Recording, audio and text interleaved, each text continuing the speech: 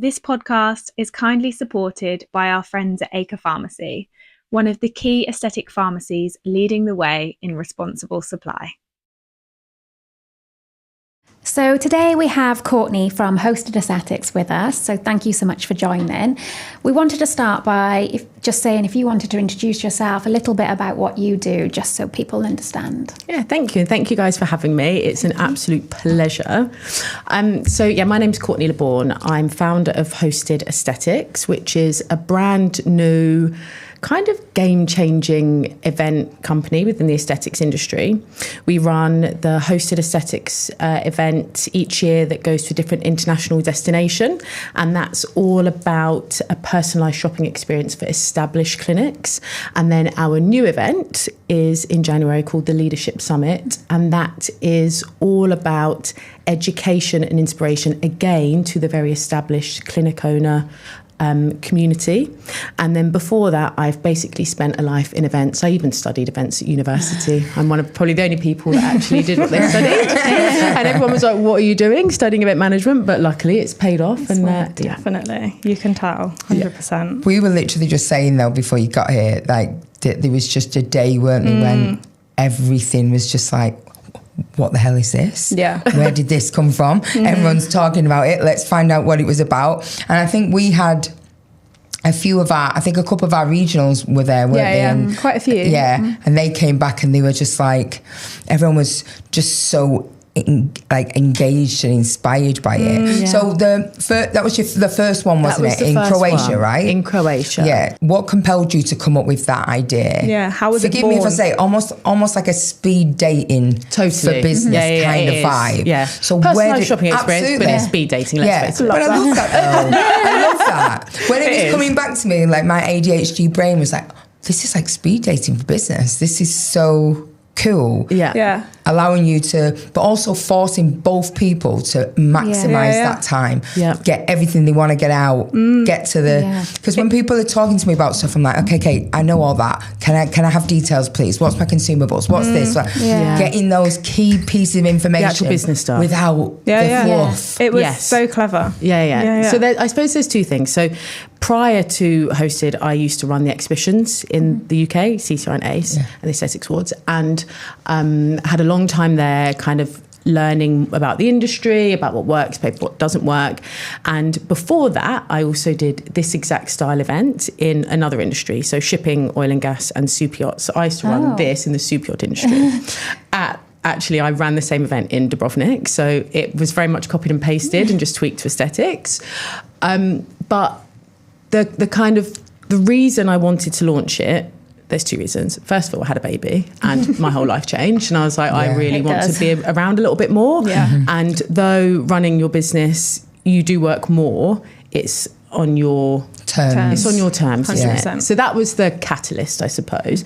And the other thing was that conferences are amazing, but you don't really allocate the time to go and see the suppliers properly and have those proper business meetings. Yeah. And that was what was missing. And that means the suppliers sometimes feel as though they're not getting enough out of them. And clinics are just so focused on kind of networking and with their friends and going to a couple of talks that it wasn't really working for everybody like it used to maybe. So the idea is that as a clinic owner, when you're established, you've been around a long time, you don't necessarily go to all of the events like you used to, you're very busy, but you do want to have those conversations like you just said. I kind of know what you do. It's more about how can I monetize it? Is this relevant for my patient demographic? How do other people that use this complement it with other things within clinic? Because, those things actually are the questions that you need to ask. So there's the days that were built around those conversations with the suppliers, but then the kind of hidden part was, but then you're with your peers who you might not know. Everybody feels that they lack a community, and having that opportunity to then say, I've just chatted to them. Are they telling the truth? How much do you charge your patients? Yeah. How do you combine it with other things? And really having that platform to make those really confident decisions. That is why we So how do you choose who goes to your events? That was literally my next question. So there's an unofficial algorithm. Okay. This is our insider scoop. Yeah, this for this is podcast. this is We the wanna know. inside scoop. A few things. So everybody has to apply in January. Mm-hmm. And you have to basically submit a growth plan. So you have to tell me how you want to grow your business next year, how you're looking to do that. Are you looking to go through this massive renovation? Are you perhaps introducing a therapist? Are you just looking to rebrand? Mm-hmm. Whatever that growth means to you, you submit that. You also tell me the types of things you already have in your clinic and also the types of things you might be looking to introduce. And from that, I then essentially work out who I can help the most with the people that are already coming. Yeah. And whether it fits. But then the other thing is we promise a certain percentage of people from across the entire UK. So there's a really nice split. It's not like London centric, which lots of events can be. Yeah, definitely. So we had like 10% Scotland, 10% Ireland. It was really nice to have a nice group. And then the third thing is like whether I actually believe you are wanting to spend that money. Yeah. That's because if we're only taking between 60 and 80 people, Malta will be 80. I need to make sure that those 8 people are there engaged. Are there with the best intentions. Oh, do you know what? Absolutely. Do you know, I see this and I have like a mini rant every time. And I think when you go over to these conferences, you can always tell. I mean, even Lee said this. I can't remember where he said it recently. He said, you always know the right people, even if you say CCR, because they'll be there with a little notepad crossing off talks. And then you'll see the big chunk of people who are just in the bar outside chatting with everyone. And there's purposes and reasons for everyone going there. And do you know what? We're adults, we can choose what we want. I get all that. Mm-hmm. But I think when you're creating something from both sides, from a manufacturer distributor point of view, like you say, they want to get that return. Mm-hmm. They want to be able to get what they think they're getting. And from the other side, you want it to work both ways. So I think we've all been taken somewhere, you know, with a manufacturer, and half the people you fill with are not there the whole time you're there because they're out shopping and sightseeing. And I think I often sit there and go, if this was my event, that would really annoy me. Yeah. Because it's you're here for a reason. And I think we have a responsibility to just, let's just not move away from the basic fundamentals of business, which is a little bit of respect as well, I think. Yeah, it's such a shame, especially when it's a number, like you've only got a certain amount of people that can go. And if somebody then goes and takes someone else's place and doesn't attend it or attends with the wrong intentions, it's just not fair on those who would have loved that place. Exactly. And it doesn't have to be, because I think if somebody didn't have hundreds of thousands of pounds to spend on a big device, that is also okay. Like you don't have to be a massive spender. It's not like, you know, you're looking to fully kit out a new clinic. That doesn't mean you're going to get chosen necessarily. It's just for the right things. You know, some intentions. Yeah, some people were there to rebrand, and we had a marketing agency there, you know, had a social media person there. Like, we also want them to have a good time. Yeah. So it's just being honest about how you want to grow, honest with your budgets. And then I think that's really good to know as well, because I think when people see these like incredible conferences, they kind of can feel like, oh, but my face doesn't fit, I'm not going to go there because of X, Y and Z. But actually, even if you are like a smaller clinic, like you say, maybe you've got a microneedling pen and that's enough, but it's still making you money, but you want to expand because everybody wants more, right? Everyone doesn't, no one comes into this industry just to be like, well, that's it, I'm just going to see my 10 clients. Well, some people do, and that's fine. But most people do want to grow. I don't want to offend anyone. I'm like, oh my God, I'm offending someone right now all the time. I'm at home thinking, piss off. But what I mean is, I think it's fantastic that people do have to apply, and kind of then you can make sure that on the receiving end there's someone there for them, and I think that's incredible, and I think it's really different. I love that. Like, I love that it's something that we haven't seen before, and I think that's why it had such an impact. Like, I was sat at home and I was like, oh my God, this is incredible. Like, this is exciting because it is fun. This industry is fun. Also, and you're allowed to have fun. Exactly. You don't have to be like underground in a room just because it's a conference. Like, we can go away. I remember when I was first pitching it to suppliers, because I needed to get support first. Of course. And one of them was like, but why Croatia? And I was like, why not? Why are you having such a problem? She didn't come. Why are you having such a problem with the fact that we're like balancing hardcore business in the day and then also have a lot of fun in the evening. Like, that's okay. Yeah. And I love that you do have to apply as well, because then it means that people aren't just excluded because they don't buy enough boxes or something like that. Like, it's just, actually, no, we see you and we see your potential, and actually, you can come. You can. That's why people loved it. So everybody has said what made it so special was the group of people. There were no egos. There was no, we only accepted like KOLs or anything. It was people were there for the right reasons, and people have honestly said like it changed their life. So many people came and said that they were really considering giving up aesthetics. They were finding it so hard.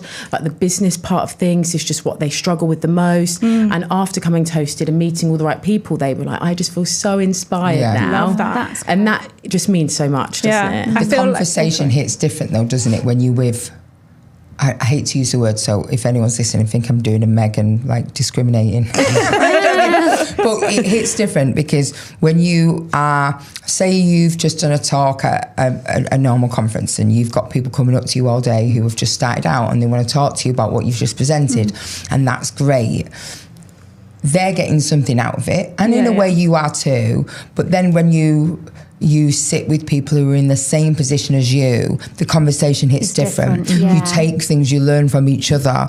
Everyone talks. I remember the first ever time I sat in a room with, I'm going to use, other business owners, and one was talking about the fact that she's got multiple sites and she's asset rich but cash low and this and the other. I was like, I love these conversations, these real conversations. They're moving away from that BS of look at this, look at my glamorous life, to reality. This is business, and that's okay, because this is what business is. So let's talk about it. Yeah, because I do feel like, of course, Instagram is a very glossy place. Like, it's literally like your magazine, right? That you're looking at and you're one like, shares everything just shit. looks amazing. The best photos. This is how hard it is. Exactly. Apart from some people that I see and I'm like, I respect you for that. Like, love that. But let's be real. Like, everyone's kind of posting, like, I saw this many patients today. Like, this is how busy I am. And like, without saying it, they're like, you're not that busy. Because like, when you're going through, sometimes I'm like, I'm not that busy. Like, I'm not that busy. And I love that like you don't, it's, noble. No BS. Sorry, I nearly lost it there. Nearly had to be bleeped. It's true though. It's true, because that's business. It's you have your moments where everything's great. You have your moments where it's not. You some risks pay off, some don't. But you have to continue to make them. And I think what you've created is we naturally get caught up. And I think a lot of businesses who've been established for like 10 years, for example, they've done a good run, and then you have a plateau. Which is normal because you've been busy, you've took your eyes off the prize, maybe you've started doing KOL positions elsewhere, and maybe you've not been as on the ball watching your KPIs and whatever else, and you go, shit, I need to get back to, need to know my numbers, maybe I need to switch things up. And sometimes going and having the exposure in that capacity where you're just getting those short bursts, you come back actually considering pathways for your practice. Everyone can be inspired. It doesn't matter when. That you didn't think of before. I think you also think that you know what everyone's doing. So you might think that you know Wigmore as an example. I know what Wigmore do, X, Y, and Z. And actually, when you see them, they've always got something new, and you think, if you had given them the time to hear what they've got coming up or whatever, there's always new things. So I think you can't just assume that you know. And the support you can get as well. And the support you can get, don't know is necessarily available without looking at it. Yeah. Definitely. But tell us about the leadership summit. Sorry, I've been waiting tell me I love that. When you put like a little teaser up, I think I commented underneath saying, I'm all over this. Because it just sounded like such a unique how event. did they both differ, your two events? So we've kind of got this thing where we do just things totally differently. So the Leadership Summit actually came from the applications. And I had a video call with every single person that came to Hosted to, decide who could come. And everybody, whether they'd been established for like 15 years or whether they were kind of 5 years, everyone said the same thing, and they wanted to grow, but they didn't really know how. And I realised that whilst there are amazing conferences, there's actually nothing that is for you guys once you're established, because you're the ones teaching them. So it's like, well, once you become a teacher, who teaches you? There's nothing. So the Leadership Summit then came out of those kind of conversations. And that is all about, it is a conference, but it's all about growing your business, but learning from people outside of the industry. So we did a big questionnaire, really understanding like what the biggest challenges are, what people are finding the hardest, and everyone's came back the same. It was like burnout, overwhelm, lack of clarity, lack of confidence, lack of understanding how to build a strategy, then lack of confidence in actually delivering it, even if they could do a strategy. So that's how it kind of came about. And then I've been working on the speakers, ensuring that there's no one in aesthetics doing it, because that was the other thing. It's like, as soon as I let one person on the stage, everyone will want to be up there. So they're all professors of business, entrepreneurs from outside the industry, people who've been in business a long time. So the day's broken down into 3 parts. The first part is all about you as the clinic owner, how to be more high performance, how to build a company culture, how to communicate, because I think that's such an important skill. And so many people said that they people please. Yeah. That doesn't get you anywhere.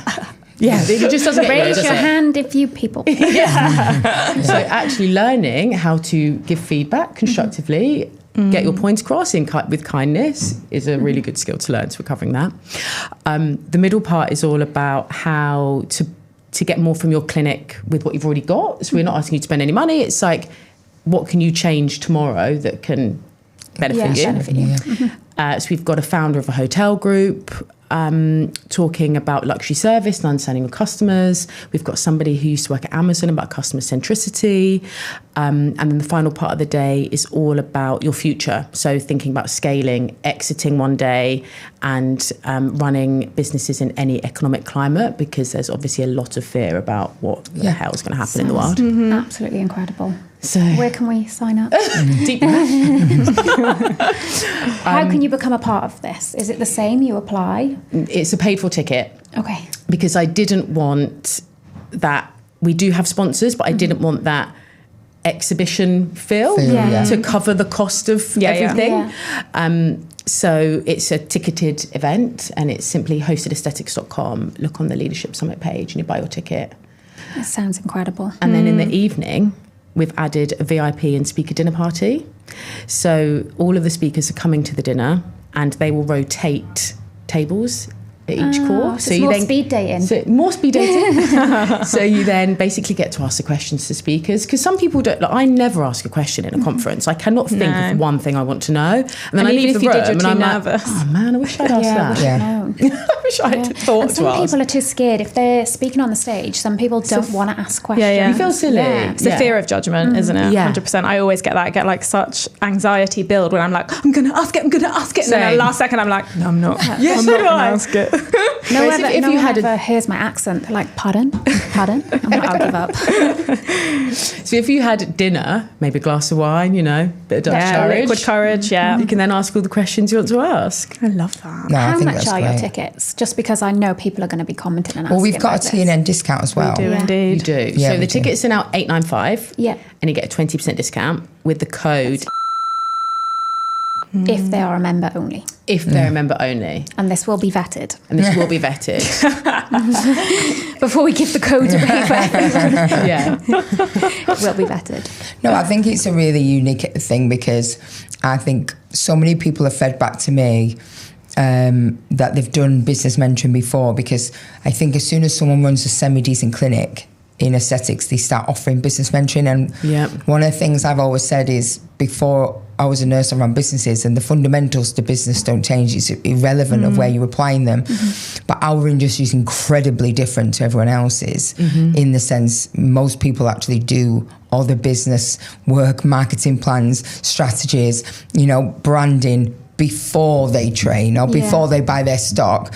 We do it completely on the flip side and then wonder why it's not working. So I think it's massively beneficial that people get this exposure to people to see that everything's applicable to them. They just have to see why. And I think sometimes it's more inspiring when you hear people talking through stuff. I think and from other it's industries to see what works for other industries, because it's all relevant. You can still apply it to aesthetics. Yeah. So I think that's really good. Like most of us have come from, like we say, a background of hospital work or whatever it is. We've come from a service where people aren't seeking us out. We're just part of like the NHS pretty much, or like a private sector, but we're not being sought out. Whereas now people are seeking us out for our service, and we need to be able to provide. And I think that's difficult to kind of stand yourself out. Like, what is your USP? All of these indicators, like key performance indicators that you talk about, people don't know about them. They don't know what it means. People need to stop making out though. Like you were bang on in what you're saying. But even recently, I was at an event and one of the speakers got on stage and was reflecting on a talk that had happened earlier on and said, we're not business people, we're medical practitioners, and we need to stop doing that. And I really wanted to jump out my chair and go, but you are. The NHS is still a business. You have to talk about it. You have to refer to these things. Otherwise, just work in the NHS. We want to be able to offer that service, but fundamentally we have to have the financial infrastructure and stability to do so. So I'm sorry, but we have to talk about it like a business. And there's nothing wrong with that. No. We've got to stop, like, the Karens have to stop, like, the bullying for doing it, because you're allowed to talk about it. And I think there's a lot of people who feel like they want to ask these questions, but I also feel lack the confidence because they're worried about someone saying, excuse me, you're a doctor, you're a nurse, you shouldn't talk about patients in that capacity. We're not talking about patients, we're talking about infrastructure. That's different. But still, even like, we're doing our clinician to CEO pathway, and we've had amazing feedback Without from it. But I think they're not wanting to necessarily step away from the syringe, because I think that's, I don't know, maybe in your NHS career in the past, when you go up the ladder, you step away from being at the patient bedside. But whereas in this sort of, well, it's your business at the end of the day. If you don't want to step away from the syringe, you don't necessarily have to. But I think it's kind of figuring out how to do that, but still scale your business. And that's what I think a lot of people will find difficult, because that is that element of overwhelm. Like, I've definitely felt it, where you're trying to juggle a million plates at once, and then you're like, well, what the hell do I do? But I still want to grow and I still want to scale. And I've, like I said it the other day, I was like, I've girl bossed too hard and now I just don't know what to do. And that's not me being big-headed. It's literally just, I don't know what to do. There's nothing wrong with that. And you remember at the Christmas party last year, Rick O'Neill was there and he made that comment about the fact that we're told, if you don't know how to do it, outsource that. But fundamentally, if you don't know, how do you know if they're doing a good job? And this is where I think we need to go, yes, it might, like, I've got Justine at the moment who's working with us, monitoring our marketing strategies. I've always done that. What was the reason I asked her to do it? Not because I can't do it, but because I haven't got the time to police it, because it's pointless if it's not continuously monitored. And because I'm not there as much, but I know what that needs to look like. I know what that pathway needs to look like for it to be successful. So therefore I can tell whether she's doing a good job or not. And I think a lot of people, I'm going to address it, there will be a big chunk of people going, that's a lot of money. I'm going to say it because there will be, I already know, I can hear people say that.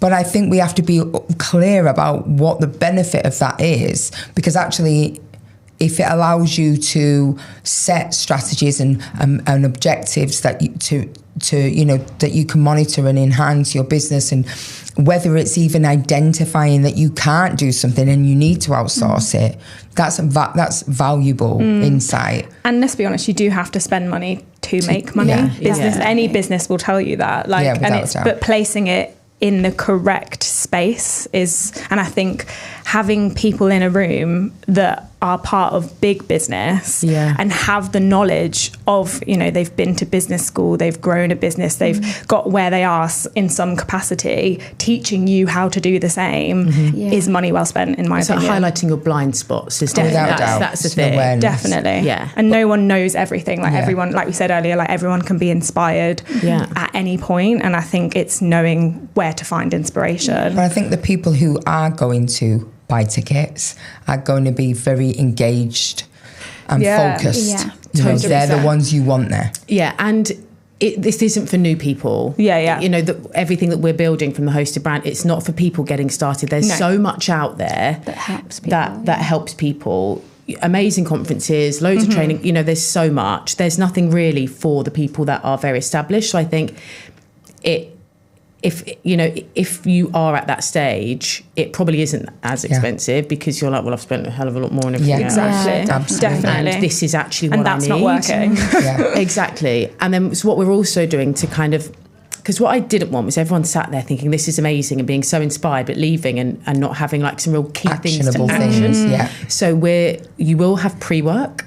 Going to have some work to do before you get there, and all of our speakers are asking 3 questions for you to think about before you get there, that you'll then write down in your workbook, because I'm like old school and I like people writing things down, and then there'll be 3 intention setting, like 3 goals to set at the end of each talk. So you leave with something, you're like, right, I've commit these things for every speaker. I've got 3 intentions. This is what I'm going to do to change. So I think it's not just a passive experience. Yeah. It's this, you know, you'll leave with things to actually implement and change. I think that'll be great. It just sounds helps, great. doesn't it?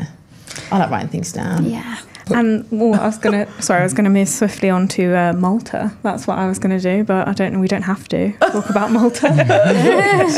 Oh yeah, because we've kind of spent ages talking about. We've reflected on Croatia, obviously, but we're doing it again in Malta. Yeah, what we're are the going to dates? Malta next year. What are the dates for that? 1st to the 4th of June. Okay. So it's Monday to Thursday this year, and the applications will open around the leadership summit time. January. Exact date TBC, but January at some point. And then we will probably have we'll do the application conversations in February, and a final list will be confirmed in March. But we're also promising, I think 10% of our guest list will be TNM members. Exciting. That is so exciting. Yeah, so we will be asking if they're a member as part of applications. Amazing. Yeah. Well, I think the other thing is we're literally weeks away from our Christmas party, aren't we? And so everyone who arrives will get a gift on the night, and one of those gifts will have a hosted ticket in, I think, as well. So that's exciting. What a Christmas gift. I'm hopeful. What a Christmas gift. I know. But what a great thing to win. Yeah. And hopefully it will go to someone who will really make the most out of it. So I'm just going to check everyone's gifts. I know, I'm the same. There's so many good things in there. We'll be like opening all of that. No. Yes. But it'd be great, because also it'd be really lovely to follow that through. So whoever does win that, to kind of follow them, whoever it is, whoever wins it, and their journey. No, you don't even pretend. In fact, I'm going to veto us even opening a bag, because we don't get gifts, Grace. We're not getting gifts. You would end up winning. Going, oh look, I just got the hosted ticket. No way.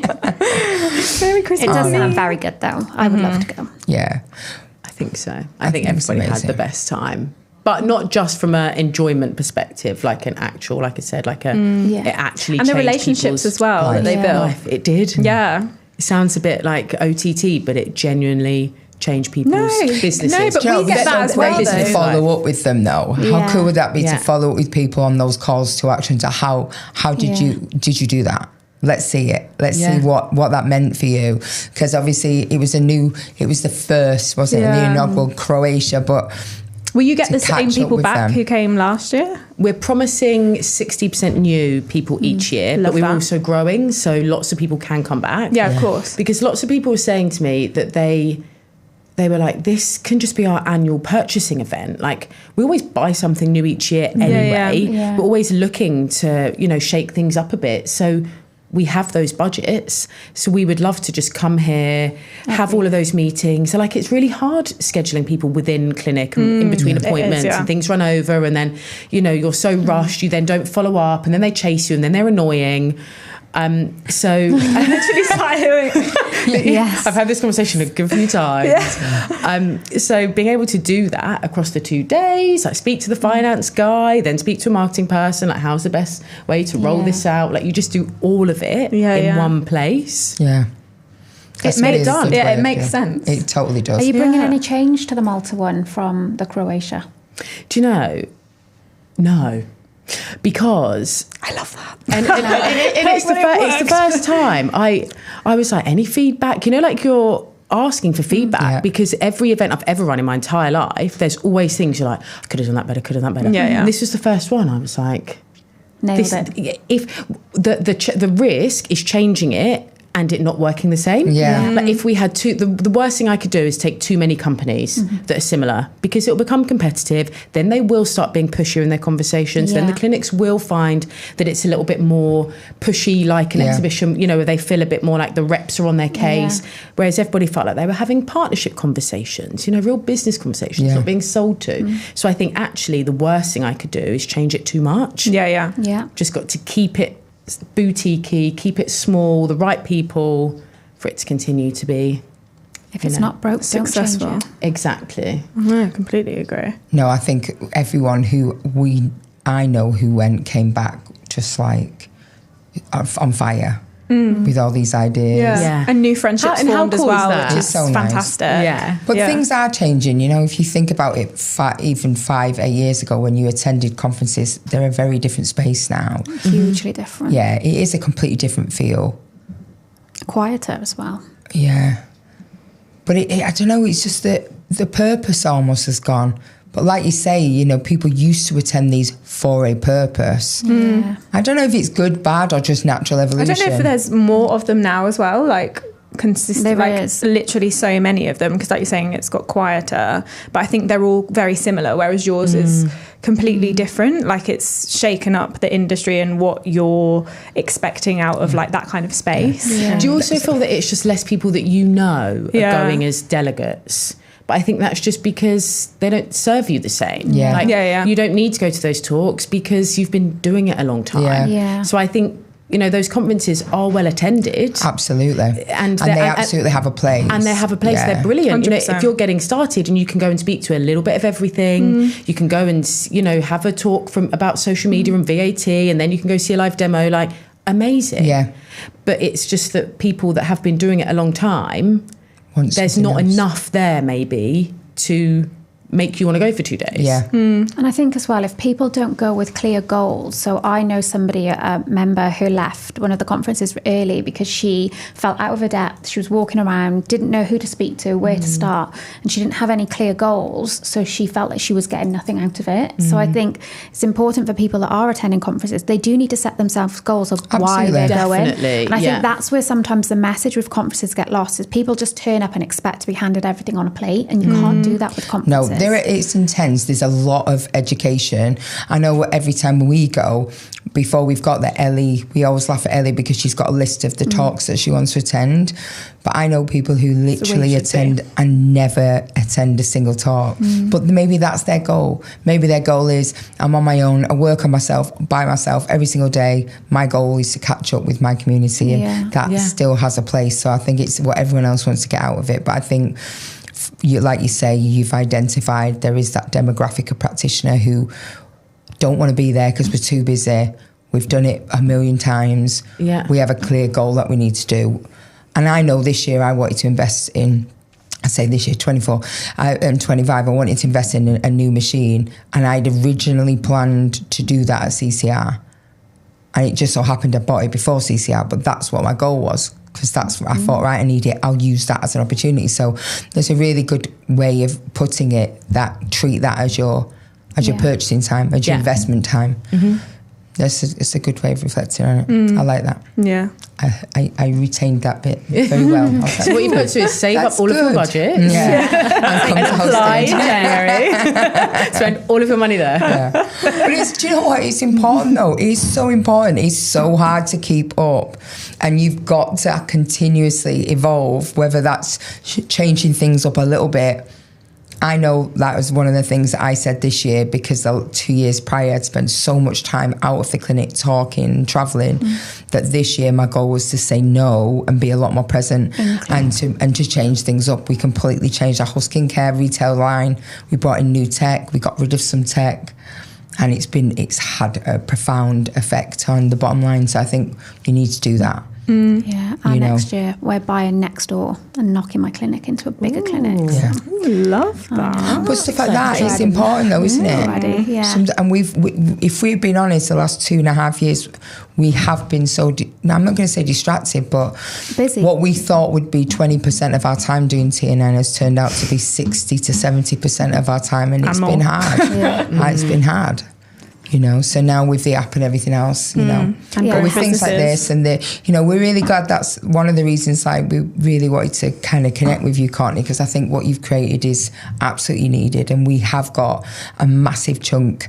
I remember when Jenny said the same about her region in Manchester, a lot of this is just one example, obviously, but in that region, a good 80% are very, very established clinics, and therefore pop into a regional to talk about injectables or chemical peels, it's just not worth their time. Or even hands-on training. Okay. Yeah. That's okay. So what are we doing else? You know? They still need to develop. Absolutely. Nobody reaches a point where they never need to learn anything ever again. It's just understanding what that is. 100%. What's going to benefit. What exactly. Yeah. I think you've nailed it though, like in terms of like business culture and also like where investment and things going forward, where you should place it. It's so funny though, isn't it? I'm just having conversations and listening to people. It sounds so simple. I'm just hearing what people say and then creating something rather than just giving them. Definitely. It's like the oldest trick in the book. So on the horizon then, we've got Malta, we've got the leadership. Is there anything else in your head that you're thinking, I want to take hosted? More inside scoops. Yeah, I just feel like you've got too many ideas. I can see it. Too many ideas. Yeah. We've got a few actually. And it could go into lots of different lots of different spaces. First thing, I would like a second child, so I've got to somehow fit that second child in. Build that in, So hard, isn't it? Yeah, it has to be planned. I've already got 2 events a year, so there's only so much time I can actually have a newborn. So that's part of it. But I think the whole thing we're building is all about how to help established clinic owners grow their businesses. Yeah. So we will be introducing more things that help that through education, but also through really high-level networking. I love bringing groups of people together to meet interesting people. And I think that's what is really missing is the connections to people outside of our industry. Without a doubt. Yeah. So that is the biggest thing, without giving too much away, is that everything we are focused on is helping you meet interesting people that can help you in like a nutshell. And there'll be different ways that we do it. Because that's what and have fun. A couple of friends of mine have been to, Richard Branson does these things, doesn't he? And he brings everyone to Necker Island. Yeah. And everyone who I know who's been there have literally said it has changed my life. Yeah. Because they walk away being exposed to people from every sector. And they all present and they all learn from each other, and it's just about opening that up. But even this weekend when we was at Ramsey, somebody said that on stage, we have got to stop, open those doors and really engage with that wider thing. It's growth through collaboration, like even within my area. Like I'm doing an event just near Christmas, but I'm doing it with a couple of local businesses. So like I've got like a Pilates business and then someone who owns like a cafe, and we're having it at my clinic, and I've just kind of figured out how to do mat Pilates in my room and move everything out of the way, which is really fun. But I was like, I think it's going to going to be great, but it's just like that's like a drop in the ocean, but it is collaboration. This is life though. Carly Jaff in Scotland, she's got such that big clinic, and she does it. She does wedding events on her mezzanine floor. Yes, she does all that stuff. I've known Carly for like 10 years, and people are like, wow, she's doing that. I'm like, but why is this new? Like, why is this different? Because we haven't thought of it. Because we are. But this is what I think the biggest. Somebody asked me, they interviewed me at the end of Ramsey, and they said, what was the one thing that you really liked today? And I said, I really liked the fact that the whole day was talking about this whole thing of evolution and opening things up and stop thinking about aesthetic medicine as this small knit thing. It's medicine. It's a bigger part. When we talk about any aspect of health, it's not just medicine. It's so much bigger than that. And I think it's just about opening these things up. We're totally going on a wavelength here, aren't we? I love it. It's true. And it's these ideas that people are going to get is where we're going with it. And there's a real new wave of people coming through that aren't like, my clinic doesn't have to look like a dentist waiting room because I'm medicine. Absolutely. It's like, no, we can bring experience in. We can add things that are more consumer benefits. But that's, just because you're a patient, you still want to feel... It's how you fit into their life. It's how you feel when you go in there. That's... So, having wedding things at the clinic, it's so smart. And there's no shape, you're not doing something right. Yeah, but you're telling people how you 100%. Fit into every phase of their life. But this is where we are now, understanding the principles of business. This is normal. It's like what's he called, Diary of a CEO, Stephen Bartlett. He said when he had no budget, he started this business in central London, all very young people, marketing people. And what did he do? Spent £13,000 on a big blue slide and balls in the middle of the clinic. He had to invest no money for a whole year in advertising because everyone wanted to come in. All the tabloids wanted to come in and take pictures of him going down the slide. He said no one ever used it. It was never done, but it was the best 13 grand he ever spent because people thought it was different. It was weird. Why would this marketing company have that? But even when Google put those sleep pods in, or whether I think it was Google, everyone wanted to talk about it. And we don't do that enough. We don't think of it because we think it has to all be the same. If everything has to be the curved seat, the tray with the strategically placed journals, everything has to look the same. But this is what we talk about, though. We conditioned to think everything has to be like that, and we need to have the confidence to go. It can be a bit kooky. This is what I mean. That's fine. Well, find what you want. For 5 years in my clinic, I've had a massive swing in the front of my window in the clouds, and it's all lit up and all the bits. And every day, without fail, someone comes in and says, "Can I just have a photo on that swing?" Yeah, smart. Yeah. It's been there, honestly, it's the biggest, it's all lit up and it's right in that, we're on the high street, so it's right in the window and everyone always comes in and it's like, "What do you do in here? Can I just have a photo on your swing?" What do you do? So now, I'm like, I hate the swing now. But it's really I hate smart, it, though. but I can't get rid of the bloody swing because everyone loves it and comes in. The swing. But I think this is where we need to just start relaxing a little bit and going, do you know what, we're a business, let's go out, let's engage with it, let's learn from other people. And if we have something we think, I'm going to do it, have the confidence to do it, knowing that you can still do it whilst being a medical professional and very, very good at your job and safe and compliant and all those things. But we are CQC HIW in Wales, we call it, and we have a swing in our window and we still managed to get our HIW licence, so it's all good. CQC are, I think, a bit more strict than them. I'm having to rip up my entire floor in my room. Oh no, we have our floors. But we obviously did it just for our one room, so our waiting room is not HIW. But get your injectables in the waiting room. No, you can't get them in the waiting room. That's not a HIW room. No, but so much food for thought here, and honestly, Courtney, we love what you've created. So hopefully our members are inspired to engage with it. I hope they will. There's a big chunk of them. We just need to make sure they know about it, and we're determined to and utilise that discount as well. Incredible. And also, I love chatting to people. Like, everything we've built has been from conversation. So if anybody does want to DM and have a quick call, like, I'm totally open to it. So love that. Well, thank you for joining us. Thank you for having me. Thank you.